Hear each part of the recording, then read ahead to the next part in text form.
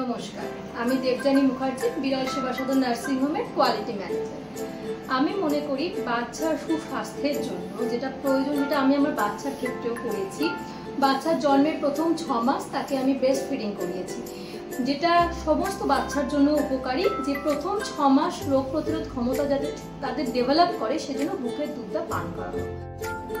নমস্কার, আমি সুপ্রিয়া রানা। আমি বিরল সেবা সদনে পেশেন্ট কেয়ার গিভার ডিপার্টমেন্টে কাজ করি। একটা বাচ্চার প্রতি খেয়াল রাখতে হবে যে বাচ্চাটা যাতে ঘুমটা ঠিকঠাকভাবে হয়, সেই দিকে একটা মা হিসাবে খেয়াল রাখতে হবে যে বাচ্চাটা যেন না ঘুম থেকে তাড়াতাড়ি উঠে পড়ে, কিংবা বাচ্চা একটুখানি ঘুমিয়ে যেন না উঠে পড়ে। যদি ঘুম থেকে উঠে পড়ে, তাকে আবার চেষ্টা করতে হবে একটা মা হিসাবে যেন বাচ্চাটাকে ভালোভাবে পরিপূর্ণভাবে ঘুমটা হয়, তাহলে তার শরীরটা সুস্থ থাকবে। নমস্কার, আমি বিরল সেবা সদন নার্সিং হোমের নিউট্রিশনিস্ট। আমি মনে করি আজকালকার দিনের বাচ্চারা খুব তাড়াতাড়ি জাঙ্ক ফুড কিংবা ফাস্ট ফুডের ওপর আসক্ত হয়ে যাচ্ছে। তো আমি অ্যাজ এ মাদার আমি চেষ্টা করি বাচ্চাকে যতটা সম্ভব বাড়িতে তৈরি খাবার দিতে, as a tiffin, as a snacks, as a lunch, as a dinner, যতটা পরিমাণে বাচ্চা খেতে পারে সেটা যেন সুষম খাবার হয় আর পুষ্টিগত দিকটা যেন বজায় থাকে। নমস্কার, আমি সুদীপা চ্যাটার্জি, বিরল সেবা সদন নার্সিং হোমে কর্মরত মেডিকেল রেকর্ডস ম্যানেজার। আমার ছেলেরা বিভিন্ন সময় বিভিন্ন জিনিস বায়না করে।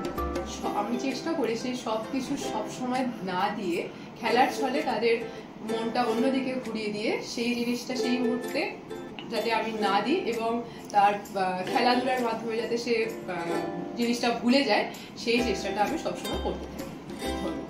নমস্কার, আমি মৌসুমী সিং, বিরল সেবা সদনে পেশেন্ট কেয়ার গিভারে কাজ করি।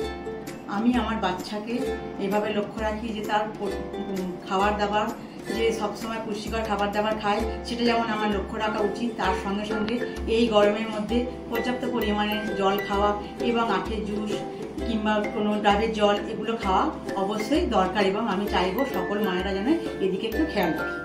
নমস্কার, আমি সায়ন্তিকা মণ্ডল। আমি বিরল সেবা সদন নার্সিং হোমের পেশেন্ট সেফটি অফিসার হিসাবে কাজ করি। আমি একজন মা। আমি চেষ্টা করি আমি যখন অফিস থেকে বাড়ি যাই, তারপর আমার বাচ্চা যদি খুব ব্যস্ত থাকে তাকে একটু সময় দেওয়ার চেষ্টা করি।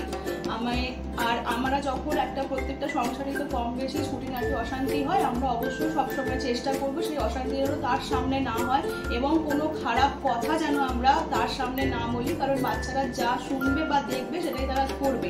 আমি সবসময় সেটা দেখি এবং চেষ্টা করবে সমস্ত মায়েরাও যেন সেটা করে।